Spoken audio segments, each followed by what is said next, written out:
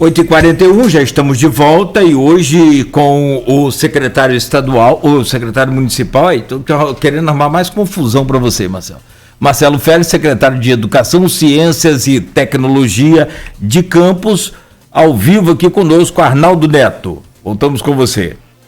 Vamos lá, tem alguns assuntos que a gente já pré-determinou aqui no intervalo que a gente tem que falar, mas tem uma pergunta que surgiu muito aqui, Marcelo, eu queria saber se você tem conhecimento em relação a isso. Concursados de 2014, inspetores de alunos e acompanhantes, tem alguma previsão de chamada desse pessoal? Essa pergunta eu vou ficar devendo, eu vou anotar aqui, né? E aí as pessoas diretamente interessadas nesse assunto, se puder mandar algum e-mail para nós, fazer algum comunicado, ou via uma escola, enfim, só para a gente ter meios de aprofundar. Eu vou ver aqui com a minha assessoria jurídica, a gente pode depois dar algum retorno, ou até o contato que vocês passarem para a gente, aí o e-mail a gente responde diretamente, tá? Mas não tem como antecipar essa resposta. Beleza. Outra pergunta que ainda está assim, na nossa pré-pauta e a gente falou rapidamente, com relação aos contratados, qual o critério desses que vão ser chamados primeiro e desses que vão ser chamados depois? É o tempo que eles ficaram atuando? É alguma coisa nesse sentido? O critério prioritário dentro dessa distribuição que a gente quer fazer, em dois momentos, né, por assim dizer, até 30 de junho e até 31 de julho, o critério prioritário é a demanda da escola. Não há dúvida quanto a isso. Então, se a gente está precisando, por exemplo, de professor do ensino fundamental, né, a gente vai procurar tratar o professor do ensino fundamental 2, por exemplo, primeiro, se a prioridade for essa. Se a prioridade, então, caracterizada na dimensão pedagógica, é a questão do tempo, né, que ele tem para concluir o seu período, né, de contrato. Então, isso também vai ser considerado para que a gente tenha a condição de estar dando aí os dois olhares, né, o olhar da demanda prioritária da educação e também do próprio profissional que tem essa necessidade de chegar mais rapidamente. Marcelo, Nogueira perguntou no bloco passado, mas o pessoal acho que não ficou muito claro. Férias dos demais profissionais da educação, previsão também não tem, okay, né? Está aguardando um posicionamento? Okay. O que ocorre? É o que eu volto a dizer, por isso que eu falei que essa pergunta precisa ser um pouco melhor detalhada. Agora sim, quando a gente pôde pagar, no caso dos professores, né, dos profissionais que o Fundeb admite, que aí tem questões técnicas, a folha de pagamento, parte dos profissionais são pagas com verba federal, a maior parte, inclusive, a grande parte. E uma parcela não pode ser paga, por razões também legais. Essa parcela, ela segue a mesma regra da folha de pagamento da prefeitura, que não a folha da educação. É por isso que esses ainda não receberam e vão receber, assim como eu mencionava antes, que o prefeito Vladimir Garotinho já falou dessa questão de pagamento. Então isso vai ser resolvido sim, mas infelizmente não é a educação que pode usar o recurso próprio da verba federal. Certo. Nogueira. Tem sobre essa questão dos contratados. Os professores contratados serão chamados, né? E serão só os professores contratados e os estagiários também? Como é que vai funcionar essa puxada aí? Os contratados seguramente. A política de estagiário, ela é muito importante, né? Nós estamos falando de uma Secretaria de Educação, Ciência e Tecnologia. Então, parte do nosso trabalho é realmente ter essa articulação com as universidades, né?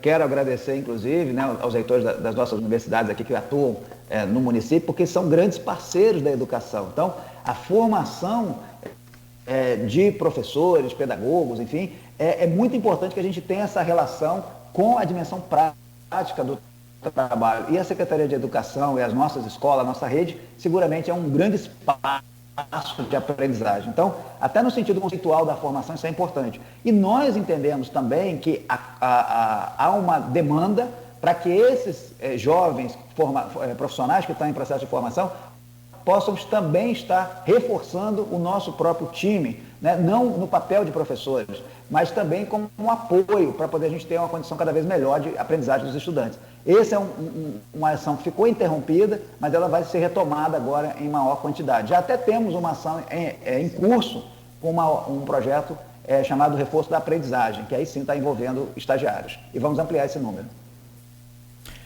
Sobre a questão da regência, para a gente encerrar os assuntos anteriores, porque nós tratamos todos esses assuntos nos dois primeiros blocos. Sobre a questão da regência, vai ser paga no mês de junho a de abril. Não há previsão de pagar 2 meses, é isso? Eu volto a dizer, esse é um assunto que eu não domino mais do que eu vou falar aqui, né? Então, se eu estiver falando alguma situação imprópria, a gente vai ter o tempo para corrigir. Mas o entendimento é que nós, enquanto Secretaria de Educação, encaminhamos para a Secretaria de Administração a folha de ponto referente ao mês de abril. Eu não consigo encaminhar a folha de ponto referente ao mês de maio, porque o mês não acabou ainda. Então, por essa razão, essa folha de ponto, ela vai estar referente aos dias trabalhados do mês de abril, no que diz respeito à regência, particularmente. Para quem chegou agora também nesse... Desculpa, Arnaldo, perdão. Para quem chegou agora, nesses blocos anteriores, falamos sobre as escolas 10 da rede municipal e 10 da rede pública, com mais 20 da rede particular. E não há uma previsão, uma data marcada, tipo, batemos o martelo, voltamos tal dia de maio ou tal dia de junho. Não existe, por conta da Secretaria de Saúde, que vai decidir se os profissionais voltam com uma dose só da AstraZeneca, que o senhor disse, já tem um percentual maior de proteção logo na primeira dose e menor na segunda, ou se voltam só depois da segunda dose. Então não dá para bater o martelo numa data, né, professor? Eu diria que o entendimento que há no âmbito do governo, né, a discussão que envolve inclusive a própria Secretaria de Saúde, é que na primeira quinzena de junho, né, ainda na primeira quinzena de junho, a gente quer ter as escolas funcionando sim, né? Cravar uma data é mais matemática, mas a gente pode ficar com a questão de período. E aí vai dar tempo de tomar as 2 doses, o que seria o ideal. Tem um ouvinte aí que está repetindo a pergunta dos inspetores concursados em 2014, mas o secretário já respondeu que ele não tem a informação e pediu para entrar em contato por e-mail com a própria secretaria, até mesmo para esclarecer. Só para responder o ouvinte aí que ele está num loop marciano, né? Repetindo a pergunta direta, mas já fizemos a pergunta, o secretário disse para encaminhar essa demanda por e-mail para ele, ou para a educação. Secretário, inclusive, tem algum e-mail para a pessoa direcionar, para o e-mail da própria secretaria? A gente não tem uma ouvidoria ainda, certamente teremos uma ouvidoria estruturada para poder ter um contato mais facilitado com a população, é nosso dever de ofício, inclusive, isso será feito, né? Mas, por agora, é melhor que em qualquer escola que ele fizer esse contato, a pessoa interessada fizer esse contato, né? Agora a gente pode deixar o e-mail do próprio gabinete, né? É um e-mail específico, mas é o e-mail do gabinete da Secretaria de Educação, né? Então é o gabinete.seduct, que é a sigla da Secretaria, né? @edu.campus.rj.gov.br.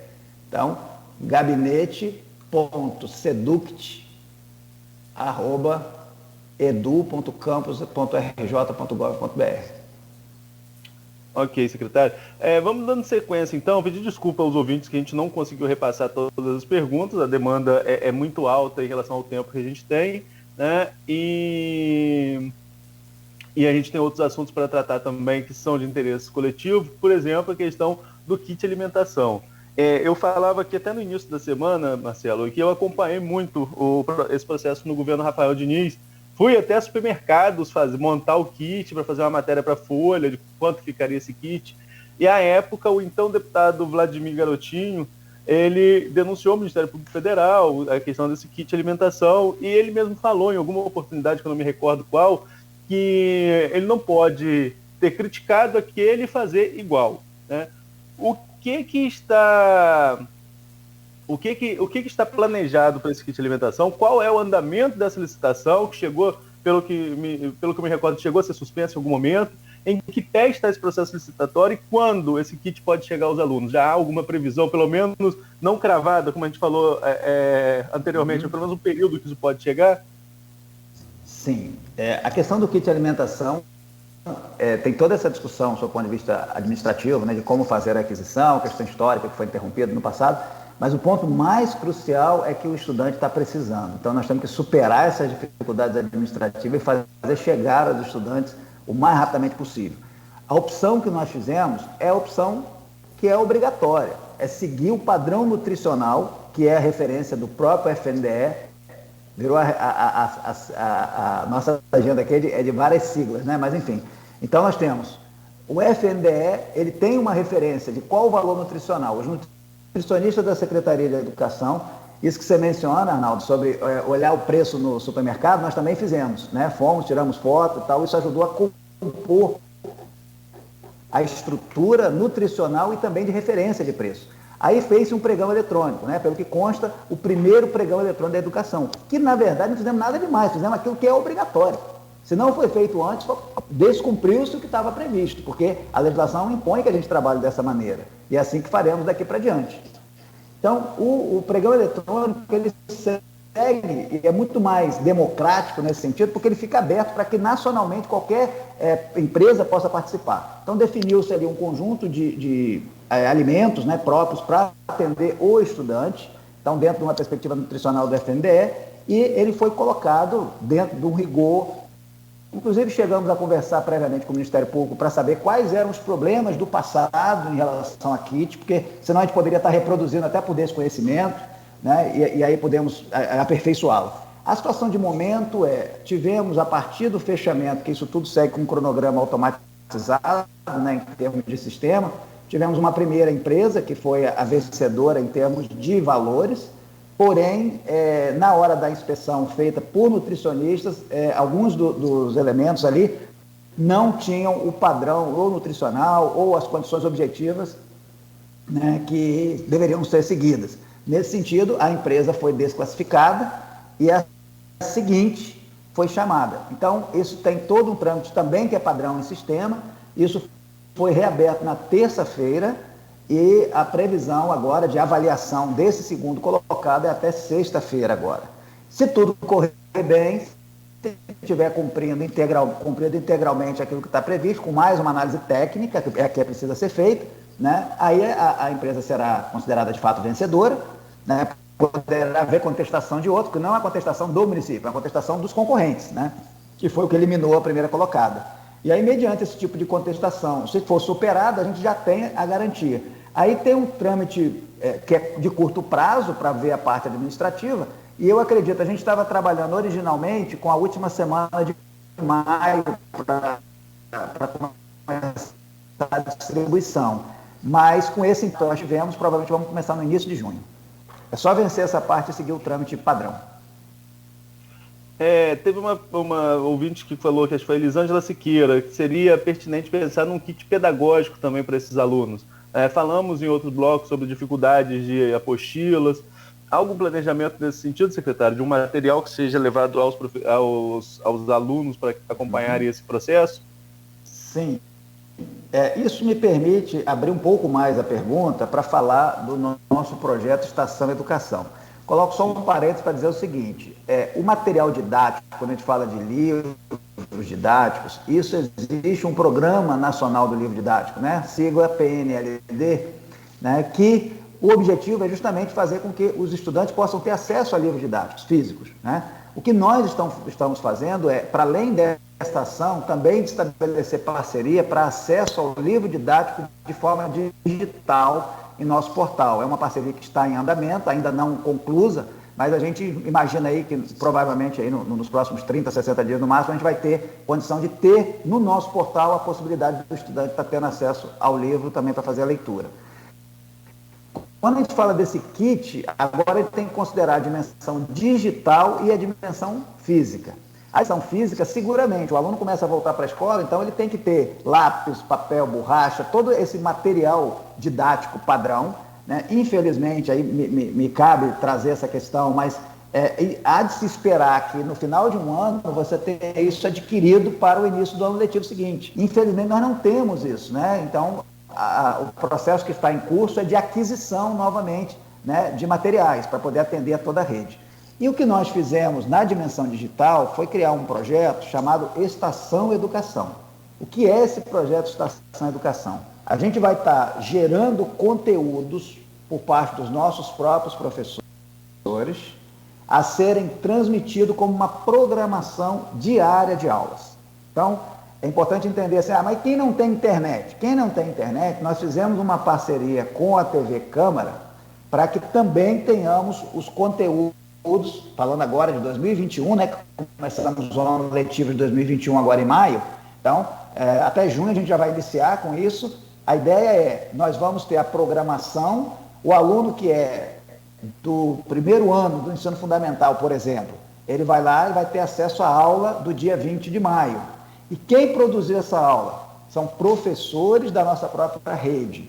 Nós vamos estabelecer em 12 unidades, 12 escolas, uma sala-estúdio, que é uma sala onde essas aulas serão gravadas. É muito típico você ver isso acontecer em escola particular, para falar de ensino híbrido, né? Vai ter a gravação da aula e os alunos assistem. Agora, imagina o ensino híbrido de uma rede municipal, pública, se a gente não tiver um projeto tecnológico desse. Então, teremos 12 salas, uma representando cada ano escolar, de modo que possa ser gravada a aula. E, paralelamente, na dimensão pedagógica, há um plano de aula de referência, que já está sendo feito pela Secretaria. Então, no dia 20 de maio, por exemplo, a previsão é do conteúdo XYZ com habilidades tal, da própria Base Nacional Comum Curricular, BNCC. Então, dito isso, os professores vão ter uma referência dos conteúdos e as aulas serão gravadas. O aluno pode assistir online, no mesmo dia da aula, eventualmente pode fazer uma revisão depois, e o conteúdo também será passado para a TV Câmara poder reproduzir. Infelizmente, não dá para reproduzir todas as séries por conta de grade de programação. Mas esse é um fator chave quando a gente fala desse kit aí, porque ele trabalha a dimensão física, mas também a dimensão digital, porque nós precisamos fazer uma recuperação da aprendizagem no município. E com essas gravações, os alunos vão ter capacidade de fazer o ensino híbrido indo para a escola um dia, e quando ele voltar, estiver em casa no dia seguinte, e que puder ter conectividade, ele consegue continuar assistindo.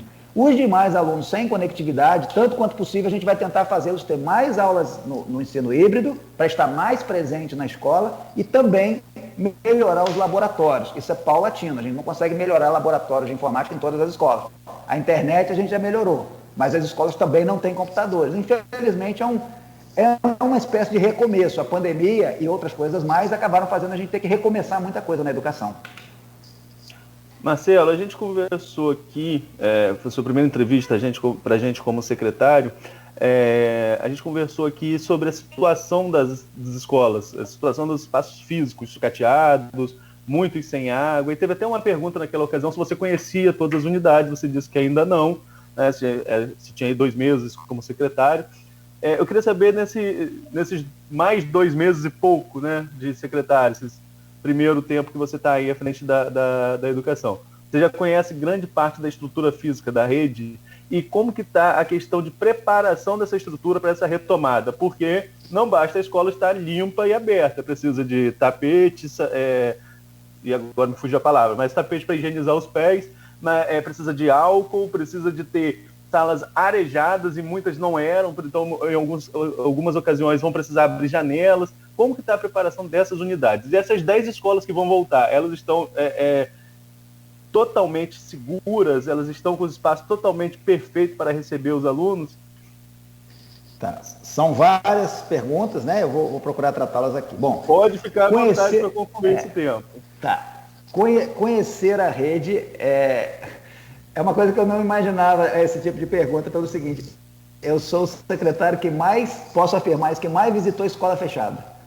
Porque no período mais, digamos assim, mais crítico que nós tivemos aí, nós autorizamos que as escolas, por segurança dos profissionais, né, não precisariam ser abertas, seguindo o decreto, fase vermelha e tal. Mas isso não impede a gente de estar circulando pelas escolas, né, até para ter esse nível de conhecimento mais real. Então, assim, foram inúmeras escolas que a gente passava nos bairros. É uma memória que vai se criando, inclusive, né, das escolas, da situação de início que a gente tem, até para nos estimular a dizer, não é possível falar de qualidade da aprendizagem na situação que a gente está nesse momento. Então, assim, muito pouco de vivência escolar e muito de estrutura escolar, que foi o que eu pude fazer nesse período, principalmente, né, com visita às escolas.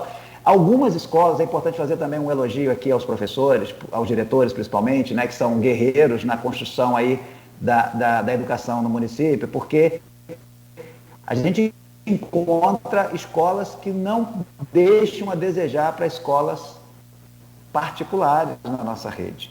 E aí é importante destacar que é de estimular e capacitar, né, os gestores a utilizarem um recurso do PDDE, Programa Dinheiro Direto na Escola, que as escolas recebem. Algumas recebem 10, outras recebem 20 mil por ano. Pode parecer muito, pode parecer pouco, depende do que você espera fazer. Não é para fazer uma manutenção na escola, mas para avançar em termos didáticos e resolver pontualmente um problema de uma bomba que queimou, por exemplo. Você consegue ter agilidade.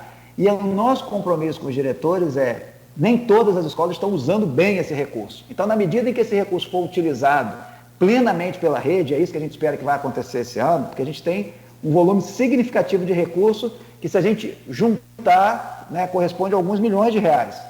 Então, a escola tem condição de usar esse recurso e melhorar.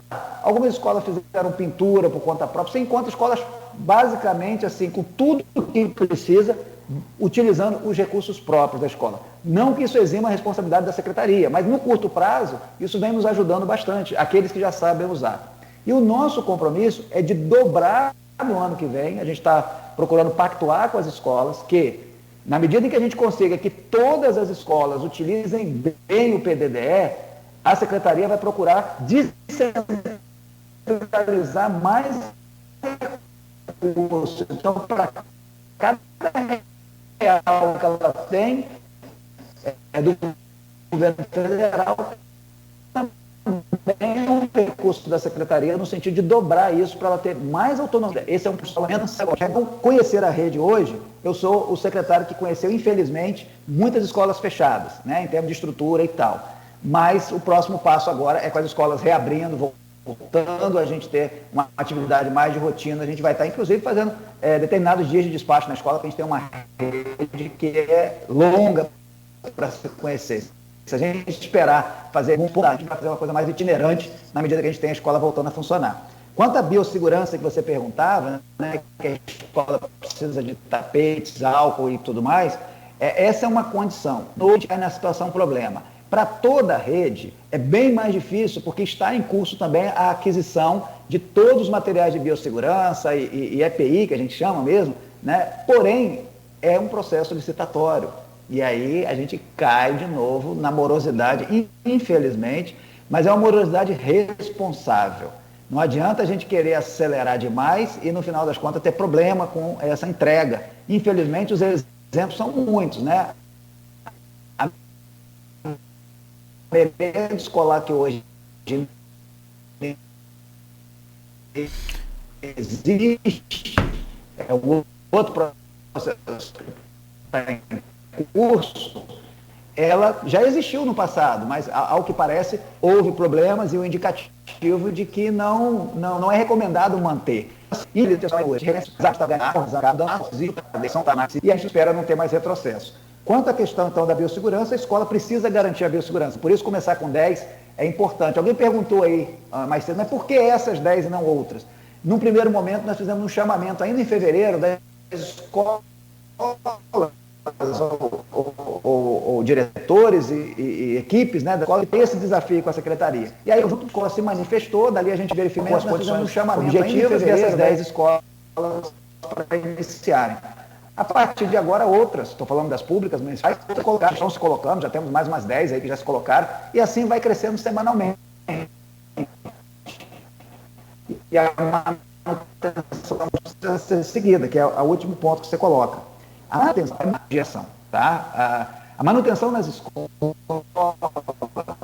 ela não pode, a nosso ver, ser feita dos transportes. É mais um pregão eletrônico, então segue todo o trâmite, mas é com segurança. Nós vamos fazer um registro de preço, ou seja, da mesma forma que o kit. O kit é caro ou barato? É tão caro quanto eu usar e tão barato quanto eu não usar. Esse é o controle que a gente tem que fazer, isso é o registro de preço. Então você só paga pelo uso.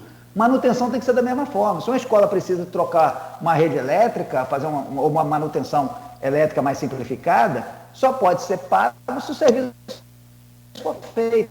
Não pode haver um pagamento independente do serviço. Então a gente está fazendo um modelo, que é um modelo próprio, já exitoso em outros municípios, não estamos inventando a roda, nós estamos procurando ver boas práticas, de modo que a gente tenha preços de referência também, seguindo tabela EMOP e tal, de manutenção. Significa dizer o seguinte, a escola precisou, faz o serviço e o serviço já é tabelado. Existe um valor de referência conhecido e público. E a empresa que vencer o pessoal, veja qual é o custo que ela pode dar para cada item. Então, nós temos uma lista gigante de itens, e esses itens serão realizados sob demanda. A escola vai ser todo passa digital esse controle também. E, para além disso, como o município é muito grande, nós estamos dividindo em 5 regiões distintas para que o pregão eletrônico leve em consideração lotes. Uma empresa é um lote, ou prepara um lote, e cada empresa que vier vencer esse pregão, ela vai ser responsável por aquela região. Por exemplo, a região norte do município. Então, você tem uma empresa que é responsável por aquele pedaço, ela não vai estar olhando para fora.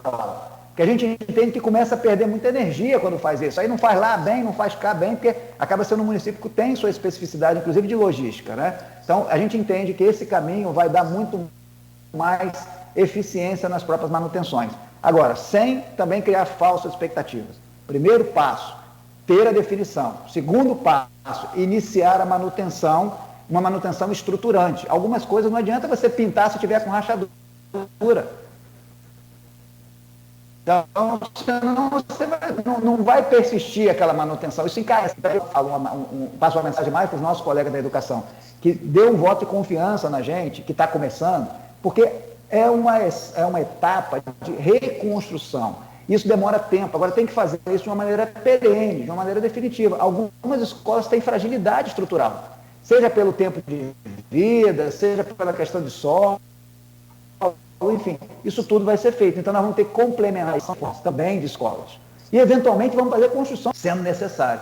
Pode parecer assim, o cara está na pandemia, está falando que vai resolver todos os problemas. Eu estou dizendo que é nosso dever buscar reformar o que precisa dentro de uma ordem de prioridade, fazer a manutenção do que precisa também dentro de uma ordem de prioridade e até mesmo criar escola, porque algumas escolas já não são viáveis de se continuar fazendo manutenção. Claro que cada ação dessa demora mais tempo, mas hoje, já com praticamente aí 5 meses na gestão, a nossa equipe consegue ter uma visão muito mais clara dos esforços que nós vamos ter que fazer. E é esse o nosso compromisso. Nós não estamos aqui para outra coisa, senão para ajudar a educação de campus a crescer, melhorar a qualidade, e isso vai se refletir certamente em mais motivação, né, dos próprios profissionais da educação, mais aprendizagem, e refletido também no próprio IDEB, que é o nosso grande desafio, de voltar a fazer parte, né, da lista de municípios que possuem IDEB.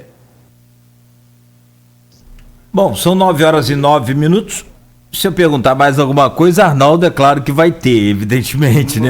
É isso que eu ia falar. Não pergunta, não. Muitos dos ouvintes, tem muitas perguntas, mas infelizmente tem gente está estourado, a gente precisa, a gente pode até marcar em breve uma outra agenda para o secretário, assim que as aulas começarem, quer deixar o espaço à vontade. E até o Rogério Baquinho, Nogueira, ele comentou que a gente falou pouco sobre ciência e tecnologia. Eu acho que sobre ciência e tecnologia só a estação educação que a gente pode falar, né? Que é um uso de tecnologia e, enfim, a gente chegou a abordar o assunto. Mas é porque a realidade hoje demanda muito mais informação com relação a essa questão das aulas. Sim, tem muita coisa para a gente falar, até, exatamente, teve gente aqui pedindo para voltar, o Marcelo voltar para a gente falar sobre esse assunto. A gente procurou, e acredito que o ouvinte entendeu isso, o Arnaldo, o esforço do Arnaldo, a gente aqui tentando também passar alguma coisa, no sentido de atender mais as demandas dos ouvintes do que até mesmo, né, Arnaldo, a participação aqui do pessoal do grupo, de WhatsApp, a quem pedimos desculpas, naturalmente, né, por não conseguirmos aí atender toda a demanda, e também aos ouvintes e o pessoal que está interagindo conosco aqui. Mas uma coisa eu quero ressaltar, e vale o destaque sim,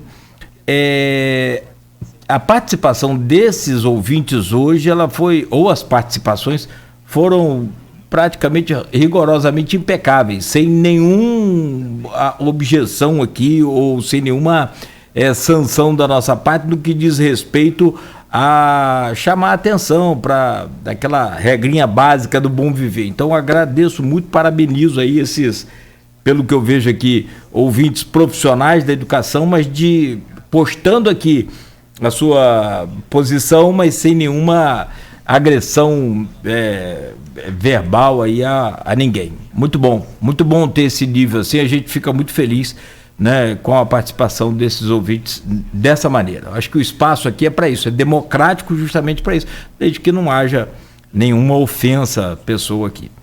E sobre o secretário, nosso agradecimento, eu tenho só mais uma pergunta, secretário, só para dizer que, né, não perguntamos. Tem o conteúdo desse kit alimentação aí que será distribuído, então, nas escolas? Eu não sei se o senhor pode falar isso agora também, se tem aí em mãos, eu não sei se é disponível aí para o senhor. Eu posso sim. Eu não tenho isso de cabeça, mas eu vou dar uma olhadinha, mas enquanto isso eu quero aproveitar, a minha assessoria que vai me mandar esse kit já, essa listagem já. Eu vou aproveitando para também agradecer, né? Dizer assim, é claro que a gente não tem todas as informações ou nem sempre consegue comunicar todas as informações da maneira que a gente gostaria, né, nesse programa, que embora vocês tenham nos dado aí bastante espaço, né, com a duração do programa, um programa de altíssima audiência, de uma forma que vocês fazem muito dinâmica, a gente está vivendo um momento muito complexo, né? Quando a gente fala da questão mesmo de recomeçar o modelo de educação, né? A gente vem sofrendo bastante, as dificuldades são gigantescas, mas é preciso que a gente possa avançar daqui para frente. Eu não vou deixar sem resposta a questão do kit, né? A gente tem 2 modelos de kit, né? O kit voltado para creche e o kit voltado para a escola. Então, o kit de creche, eles são similares, né? Creche e escola são similares. O kit de creche tem uma única diferença, né? Que justamente por tratar-se de crianças, né? De menor idade, no caso da creche, então a gente tem o fubá, né?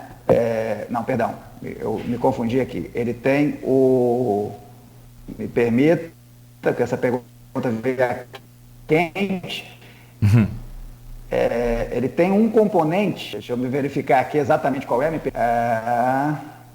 Enfim, não vou perder tempo com isso. Ele tem um componente a mais,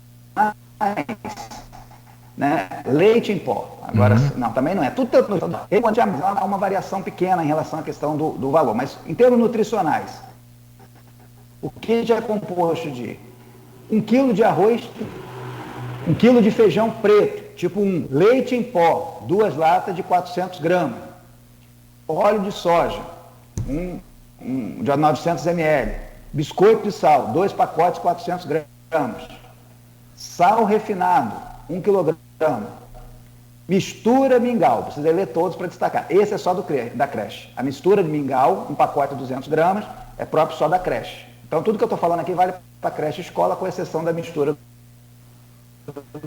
mingau. Macarrão espaguete, 1 quilograma, fubá, 1 quilograma, café em pó, mililitros. Deu uma picotada então, aí. esse conjunto de alimentos, perdão, o que vocês não viram. Eu dizia café em pó, 250 gramas. Tá, fechou. Fubá. E suco de caju. Suco de caju, quanto? 500 ml? 500 ml, exatamente.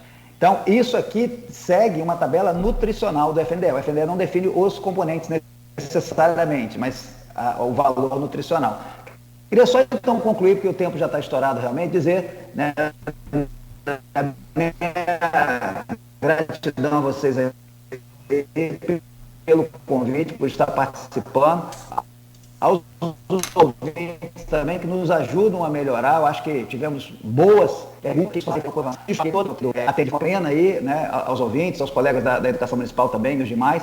Eu, na sequência, quero informar que eu já entro numa reunião online que já está acontecendo, justo para falar com a gestão das escolas, gestores de escolas particulares, e na sequência já irei para a escola municipal Branca Pessoa, ação que faremos agora de início da vacinação. Então, a Secretaria de Educação, os profissionais da Secretaria e da rede municipal estão trabalhando muito, porque sabemos que temos muita coisa para fazer para a gente poder mudar essa realidade.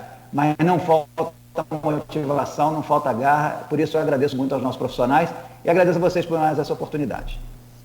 Tá certo, secretário. Bom dia para o senhor, muito obrigado. Agradeço aí a equipe também. Bom dia a todos. Bom dia. A entrevista na íntegra com o secretário de Educação estará disponível daqui a pouco em podcast também e em nossas redes sociais com vídeo e com áudio. Ok, Arnaldo Neto? Certo. Agradecer ao Marcelo, obrigado Nogueira, obrigado a todos os ouvintes. A gente tentou, na medida do possível, repassar as perguntas, que é o mais importante, né? Tirar as dúvidas de quem está atuando aí na educação. E amanhã, Nogueira, a gente volta às 7, se Deus quiser, com a participação do secretário de Saúde de São Francisco de Itabapoana, o Sebastião Campista. Perfeito. 9h17, fechamos por aqui o nosso programa. Mais uma vez, o agradecimento a todos, ouvintes e internautas. Algumas informações estão nas nossas redes sociais, a relação das escolas, também daqui a pouco a gente coloca a relação aí do kit e tudo mais, e cobertura completa no portal folha1.com.br.